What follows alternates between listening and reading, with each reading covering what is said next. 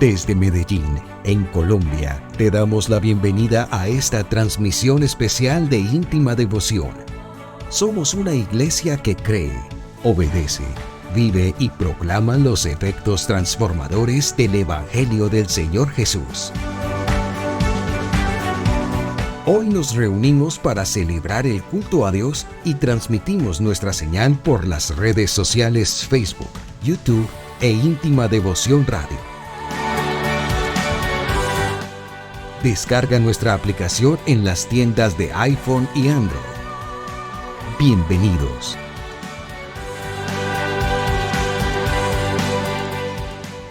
...2023... año de creerle al Señor Jesús.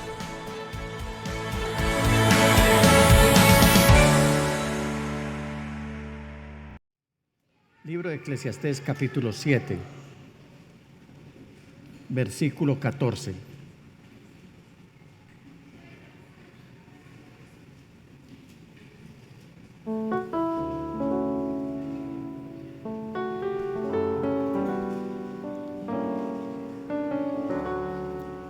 Dice el rey Salomón. ¿Lo tienen, mis amados hermanos?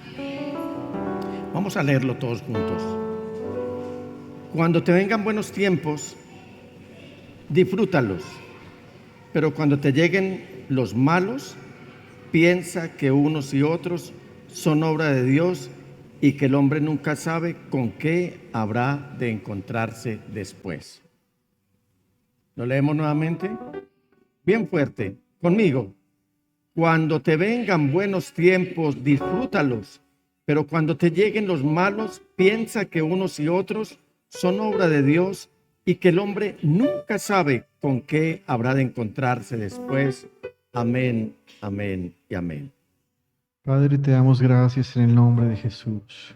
Hemos tenido una preciosa celebración donde te cantamos alabanza, adoración, pero también de acercarnos a ti para obedecerte. Esta noche en nuestro primer cántico te dijimos que queríamos hacer de nuestra obediencia a ti nuestra mejor adoración. Ahora háblanos, Señor, y permítenos ver si en realidad lo que decimos creer es vivo y coherente en nuestro diario caminar. Bendice a tu iglesia que escucha y al pastor que predica. Bendícenos con tu presencia. En el nombre de Jesús te lo pido. Amén, amén y amén. Y ahora sí, los dejo en compañía de nuestro pastor. Dios les bendiga. Gracias, pastor. Siéntense, mis amados hermanos. El tema que les quiero compartir hoy lo he titulado Entendido, Señor, en su primera parte. Cierto que aceptar la voluntad de Dios es la mayoría de las veces difícil. Es un poco complejo, sobre todo cuando el viento no nos favorece, pero que es la voluntad de Dios. Cuando el viento es contrario, así sepamos que es la voluntad de Dios, se nos hace muy difícil. Y usted me preguntará, pastor, ¿por qué será difícil aceptar la voluntad de Dios? Bueno, lo primero que uno tiene que pensar es que para aceptar la voluntad del Señor, tiene que acercarse a las Sagradas Escrituras para conocerlo a Él, para saber qué es lo que le está diciendo. Y lo otro, siempre estar listos para hacer o aceptar la presencia del Espíritu Santo que nos permite entender qué es lo que el Señor nos está hablando. ¿Quiénes aceptan aquí la voluntad del Señor, cualquiera sea? Amén. Salomón está diciendo, cuando te vengan buenos tiempos. ¿A qué se refiere Salomón? Cuando las cosas vayan de maravilla. Cuando todo nos sale bien. Cuando te presentas a la universidad, pasas derecho. Te presentas a un trabajo, pasas derecho. Sin esperarlo, te llaman para ascenderte de cargo o para aumentarte tu sueldo o para hacerte un reconocimiento. Cuando en la salud o en casa la salud está de maravilla, cuando no falta provisión de grano en la casa, cuando todas nuestras cuentas están al día, cuando todo va de maravilla, uno acepta de buena gana la voluntad del Señor. Y Salomón dice, pero cuando te lleguen los malos tiempos, y ahí como que hay un cambio de frente, abrupto además, y uno se estremece al pensar, si yo venía viviendo tan bien, tan confortable, todo me salía de maravilla, ahora me llega un tiempo difícil. ¿Será que esto viene de parte de Dios? Salomón dice, recuerden que unos y otros, o sea, los buenos tiempos y los malos tiempos, vienen de parte de Dios. Y agrega, piensa que unos y otros, o sea, los buenos tiempos y los malos tiempos, son obra de Dios y que el hombre nunca sabe con qué habrá de encontrarse después. Es decir, está hablando del futuro, de ese que nos causa tanta preocupación, de ese que por el cual muchas veces no dormimos, de ese que nos hace subir la presión arterial, de ese que produce infartos al corazón, al cerebro. ¿Cierto que hay infartos del corazón y del cerebro? Bueno, del que no nos deja dormir. Preocupaciones, malos tiempos. ¿Por qué a veces no entendemos o por qué por lo menos se nos hace difícil aceptar la voluntad de Dios?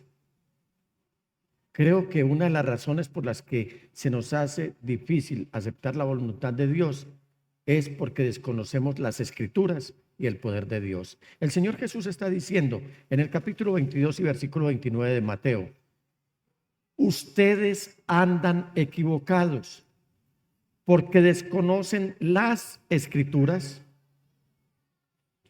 y el poder de Dios.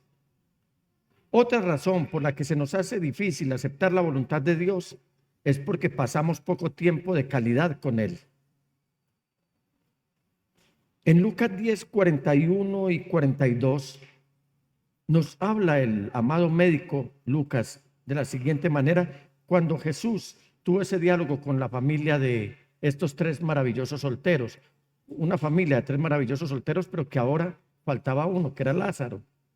Y él le dice, Marta, Marta, estás inquieta y preocupada por muchas cosas, pero solo una, o sea, entre muchas, solo una es necesaria. Y mira a su hermana María y dice, María ha escogido la mejor y nadie se la quitará. Entonces él está sopesando lo que es material y lo que es esencialmente espiritual. Lo material todo pasa, que era lo que tenía preocupada a Marta. Pero María había escogido lo espiritual, lo esencial, y esa parte nadie se la iba a robar porque era un patrimonio exclusivo que Dios le había reservado para ella y que reserva para todos aquellos quienes entendemos que es más importante lo espiritual que cualquier cosa material. En tercer lugar, o tercera razón por la cual se nos hace difícil aceptar la voluntad de Dios es porque aún no hemos aceptado que el Señor nos abre de entendimiento para que comprendamos las Escrituras. El mismo Lucas en el capítulo 24, versículo 45, nos escribe que había dos discípulos que iban camino de Emaús. Después de que el Señor había sido crucificado, ese mismo día iban para Emaús, una aldea cercana a Jerusalén, y iban como desconsolados, desesperanzados, porque el Señor había muerto y no se volvía a saber nada de él. Y él se va acompañándolos durante el camino. Ellos no lo identificaron. En el camino se les identifica, está en casa con ellos por unos instantes, come algo con ellos. Él amaga que se quiere ir y ellos le dicen, Señor, pues no te vayas, quédate con nosotros porque se hace tarde. En fin, que ellos aunque se estaba anocheciendo ya, regresaron a Jerusalén a contarle a los otros discípulos esta noticia, que el Señor había resucitado. Y el Señor se les apareció en Jerusalén. Y dice la palabra del Señor que Él les abrió el entendimiento para que comprendieran las Escrituras. O sea, cuando el Señor no abre el entendimiento, imposible comprender la palabra del Señor. Y por eso se nos hace difícil aceptar la voluntad del Señor. En cuarto lugar, la otra razón por la cual se nos hace difícil aceptar la voluntad del Señor es porque Él considera que no es el momento para entender lo que Él hace o dice. Surgen las preguntas, ¿pero por qué me está pasando? Y oramos, y ayunamos, y vigilamos, y hacemos todo tipo de acciones para ver qué es lo que el Señor nos quiere decir. Y el Señor callado, en silencio. Y Él en el capítulo 13 de Juan, en el versículo 7, dice: ahora no entiendes lo que estoy haciendo, pero lo entenderás más tarde. Así que en esta noche quiero compartirles, mis amados hermanos, algunos puntos clave para entender al Señor Jesús. Lo primero que tenemos que hacer es admitir que el hombre no ve lo que Dios ve. En el capítulo 9 del Evangelio según San Juan, versículo 1, nos está hablando el amado apóstol de un episodio de tantos que el Señor vivió en el desarrollo de su ministerio. Y dice Juan que mientras el Señor caminaba, vio a un hombre que era ciego de nacimiento. ¿Cuál era la condición de salud de este hombre? Era ciego, no de manera accidental, sino que había nacido ciego. Antes que nada, mis amados hermanos, debo destacar que la sanidad de este hombre ciego de nacimiento era la sexta señal de 7 que el Señor hizo. Él hizo mucho más, y de esto hablaré en otra ocasión. Lo que quiero decir es que hubo muchas señales, pero esta ocupaba el 6º lugar de todas las señales que el Señor había hecho. Esta señal específicamente, de este encuentro de un invidente con el Señor Jesús, o del Señor Jesús con un invidente, nos está ilustrando los efectos tan distintos de lo que significa que Jesús es la luz del mundo. Miremoslo de esta manera. Tenemos a la luz del mundo, a Jesús el Señor, y tenemos a un invidente que está viviendo en plena oscuridad. ¿Qué va a pasar cuando la luz verdadera encuentra a este hombre que está viviendo en la oscuridad verdadera? No era que ni siquiera tenía nociones. Mire, si usted cierra los ojos, por lo menos percibe que hay luz. Percibe que si una persona se mueve o hay un movimiento, así usted tenga los ojos cerrados, alguna sensación tiene. De este ciego se cree que estaba en la más profunda oscuridad. Y uno quisiera pensar qué pasó con ese invidente cuando tenía la luz frente a él. Y conforme usted siga leyendo este capítulo 9 de Juan, el hombre va a llegar a tener mayor entendimiento de su propia identidad, aún en la condición en la que él se encontraba. ¿Por qué? Repito, cuando usted lea el capítulo se dará cuenta que el Señor le devolvió la vista física. Él vio, el Señor le devolvió la vista. Mejor dicho, le creó la vista porque él había nacido ciego. Pero también recibió la vista espiritual. Eso por un lado. Pero por otro lado, los líderes religiosos empiezan de una manera incisiva a rechazar la luz. Y eso nos está confirmando que aquellos que veían y que rechazaban la luz, esos tenían la verdadera oscuridad. Y el invidente que estaba en oscuridad, pero que aceptó la luz, ahora estaba viendo, no solamente física, sino espiritualmente también. Y es lo que suele suceder. Cuando se le pone tropiezos al creyente, fíjese bien quién está poniendo los tropiezos. Esos tropiezos no te los está poniendo una persona que está viviendo la luz de Jesús. Te los está poniendo una persona que vive en oscuridad y que quiere que tú sigas en la oscuridad.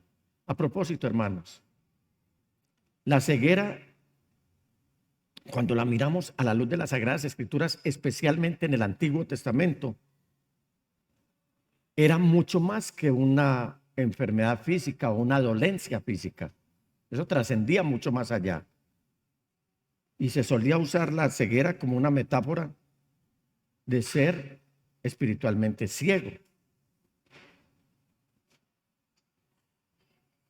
Si vemos unos textos aquí en la palabra del Señor en el capítulo 6 del libro de Isaías, y les invito para que ponga su mirada en el versículo 9 y el versículo 10, miren lo que nos dice.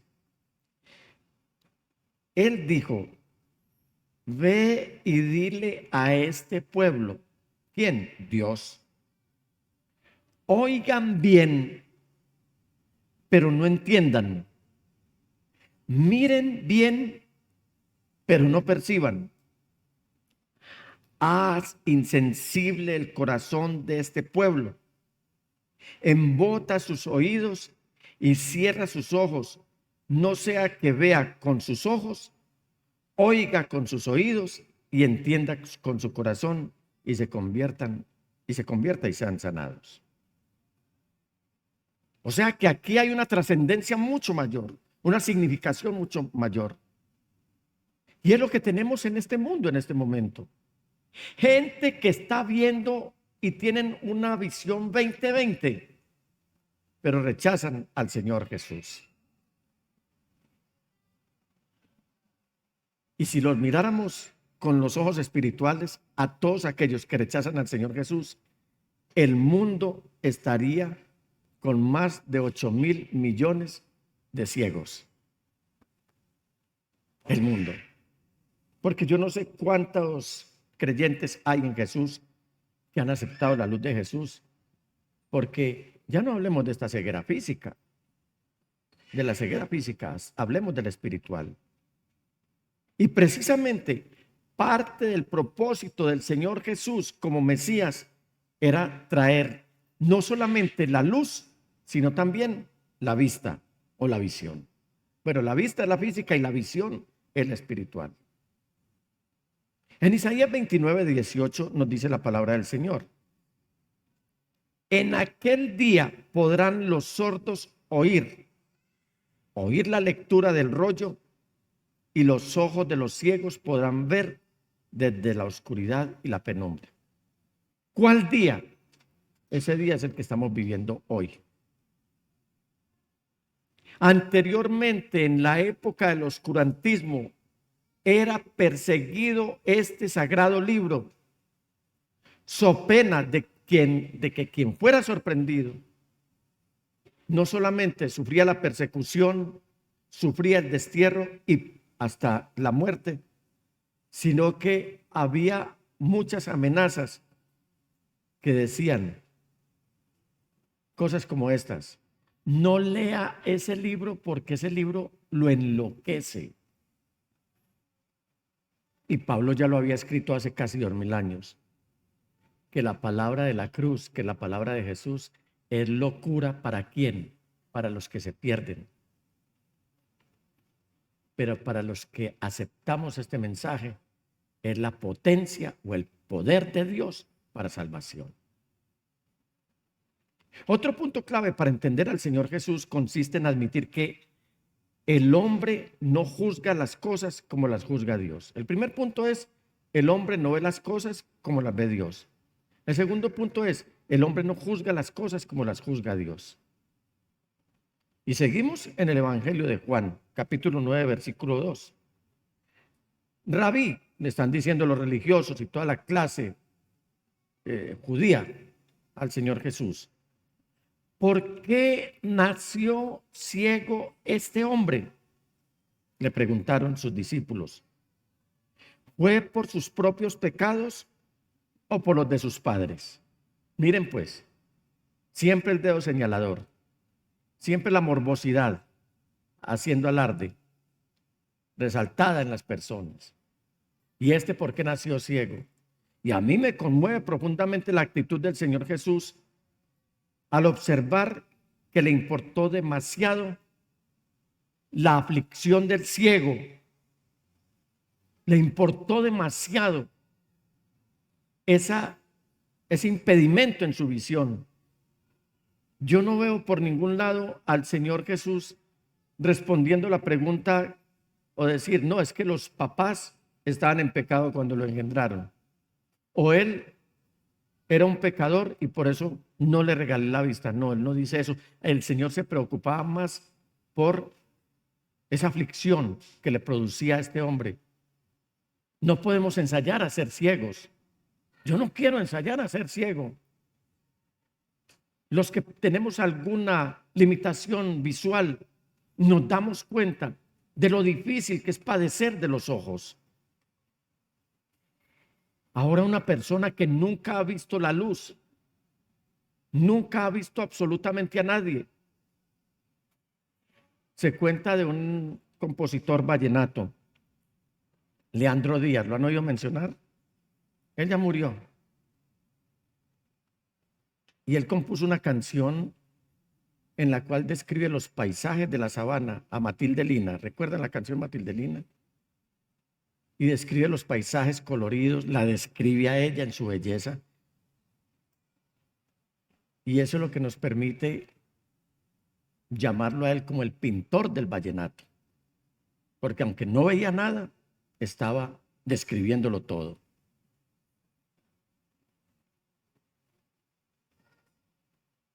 Pero les decía que no podemos jugar ahora a ser ciegos. Pero lo que sí podemos entender en esta noche es que el Señor le duele cuando una persona está padeciendo no solamente una ceguera, sino cualquier enfermedad. Tan es así que Él llevó nuestras enfermedades a la cruz del Calvario. Y no les va a seguir el juego a los religiosos cuando le preguntan, ¿por qué nació ciego este hombre? ¿Fue por sus propios pecados o por los de sus padres? Él les va a responder en el versículo 3 en su primera parte de la siguiente manera. No fue por sus pecados, ni tampoco por los de sus padres. Y además, aquí yo lo que veo es que el Señor va a hacer reducir o a sacar el principio de Job. ¿Cuál es el principio de Job? Que no se habla nada de los papás de él como que hubieran pecado. Y tampoco se habla de que Job era un pecador para estar padeciendo la aflicción y el momento difícil, el tiempo malo que le había llegado a Job. No hay una explicación. Al contrario, el Señor de Job dice en el capítulo 1, versículo 1 del libro de Job: en la región de Uz había un hombre recto e intachable. ¿Cómo era Job? Recto e intachable. Además, temía a Dios. ¿Qué es temer a Dios? Es adorarlo con reverencia, es obedecerlo y es estar sumiso delante de Él. Eso es temer a Dios. O sea que Job adoraba en completa sumisión a Dios, obedecía de buena gana y era un hombre sujeto a lo que el Señor determinara. Y usted lo puede ver en el curso del relato de este libro, como Job nunca levantó la voz contra Dios. Y además vivía apartado del mal, o sea que era un hombre bondadoso. Este hombre se llamaba Job. Entonces el Señor implícitamente les está diciendo, mire, Job no pecó. No menciona a los papás, pero uno asume que los papás tampoco pecaron. Por lo tanto, la aflicción que a él le llegó, no le llegó como consecuencia de, sino porque el Señor va a esgrimir una razón, la cual veremos más adelante.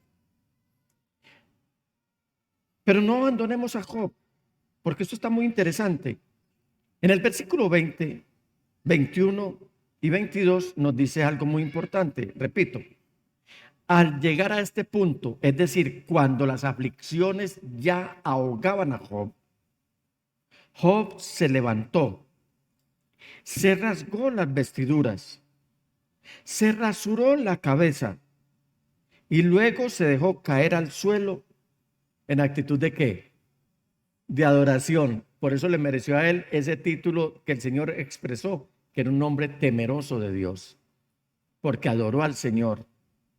Entonces dijo, desnudo salí del vientre de mi madre y desnudo he de partir.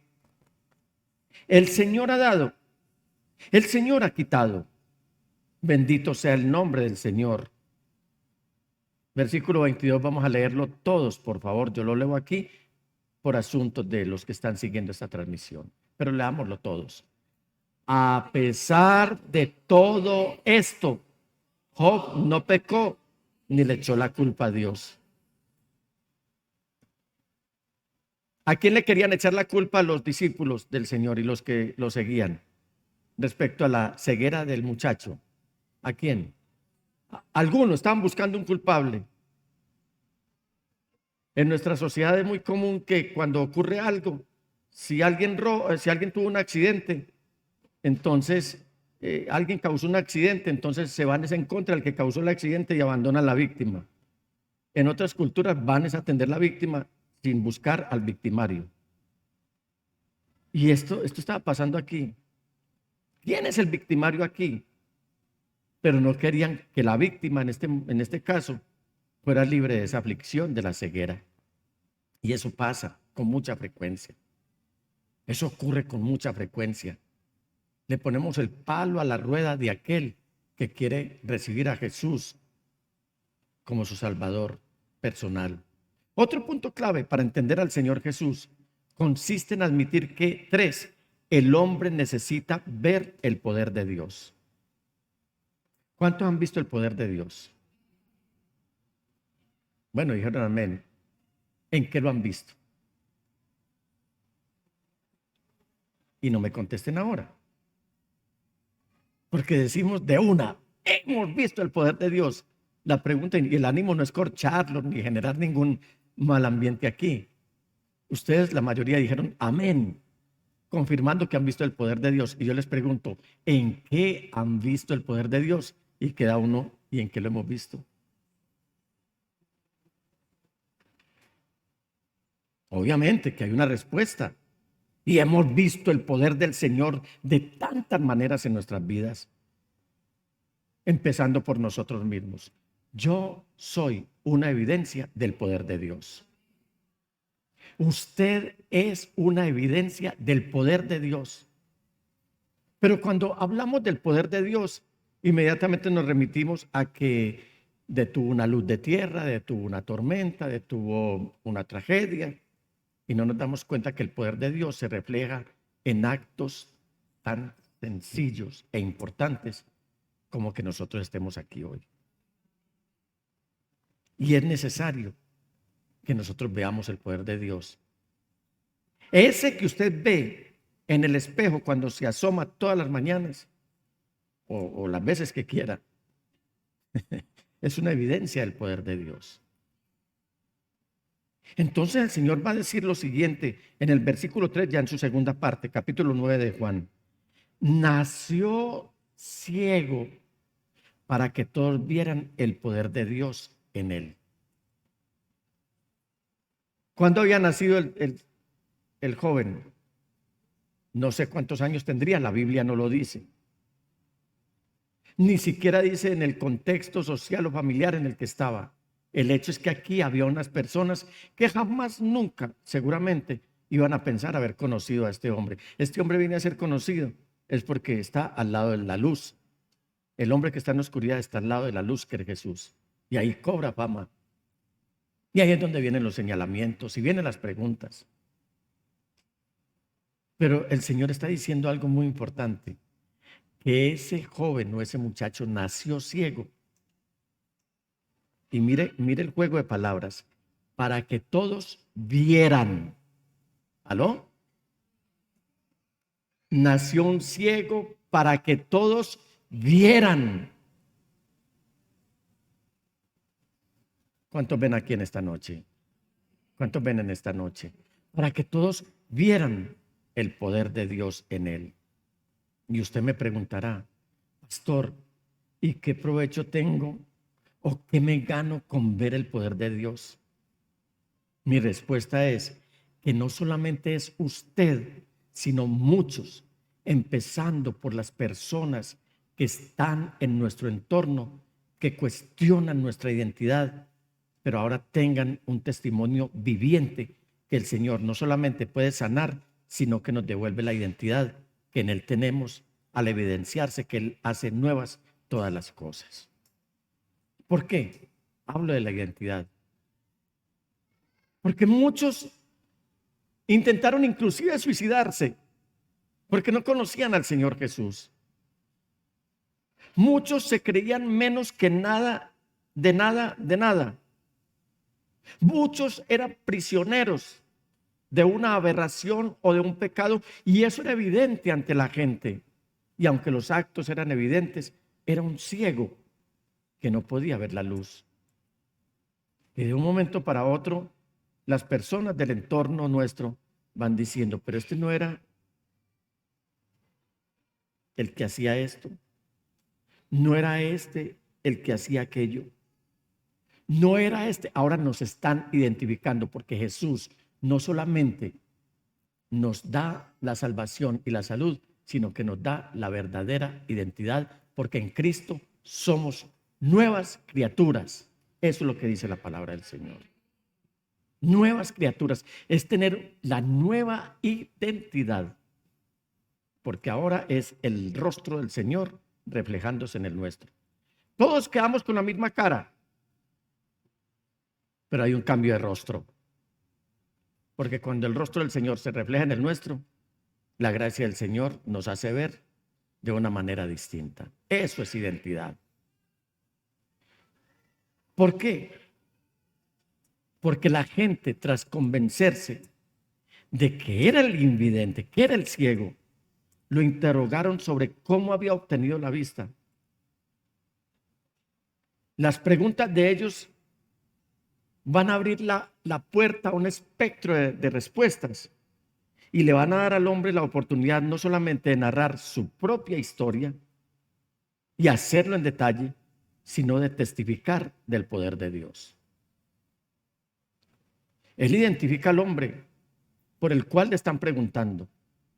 Ahora lo está identificando y sabe que es el Señor Jesús y dice, es Él quien me ha sanado. Versículos 11 y 12. Ese hombre que se llama Jesús hizo un poco de barro. O sea que lo está identificando no solamente como el Dios Salvador, sino como el Dios Creador. Ese hombre que se llama Jesús hizo un poco de barro, me lo untó en los ojos y me dijo, ve y lávate en Siloé. Así que, ¿qué hizo el ciego?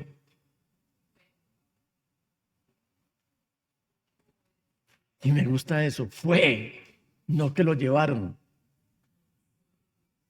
Fue, se lavó. Y eso es parte del componente del que teme a Dios, obedece. Porque Dios, el Señor, le había mandado que fuera y se lavara en Siloé. ¿Qué hizo este hombre en obediencia? Fue y se lavó. ¿Vieron lo que les dije? ¿En qué consiste temer a Dios?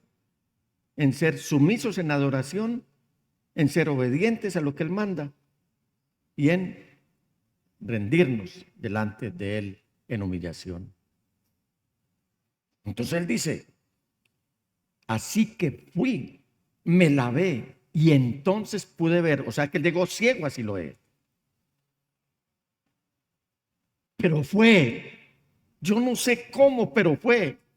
No sé qué distancia había entre Siloé, el estanque de Siloé, y el momento en el que el Señor lo estaba sanando.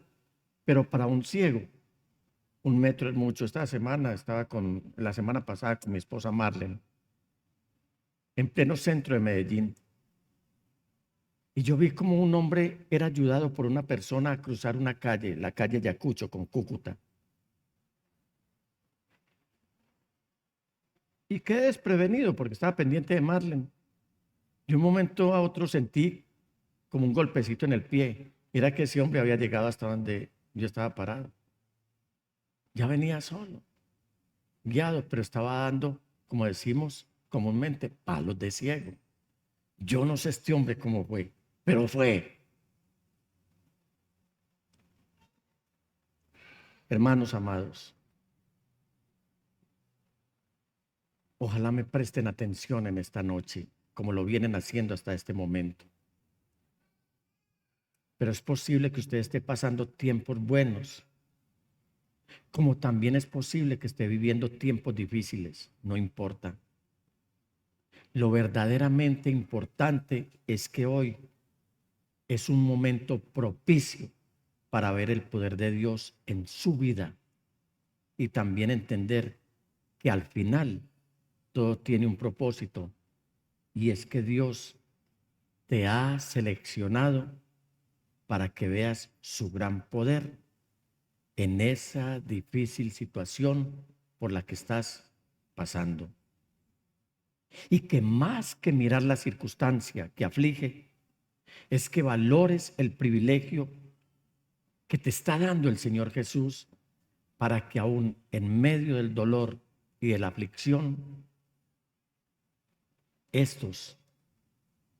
dolor y la aflicción, el tiempo malo del cual nos habla Salomón, nos abran los ojos y podamos contemplar su obra maravillosa en nosotros.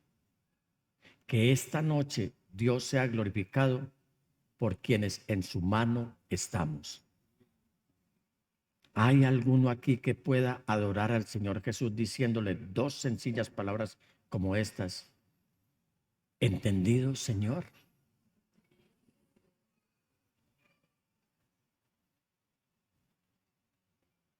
Puede pararse y levantar sus manos y decirle a Él, ya sé por qué mi tiempo difícil. Entendido, Señor.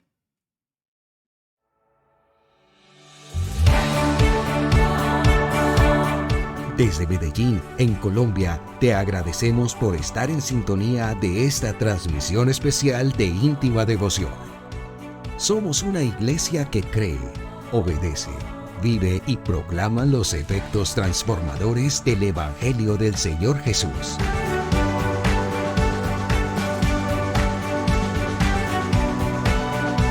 Hoy nos reunimos para celebrar el culto a Dios y transmitimos nuestra señal por las redes sociales Facebook, YouTube e Íntima Devoción Radio.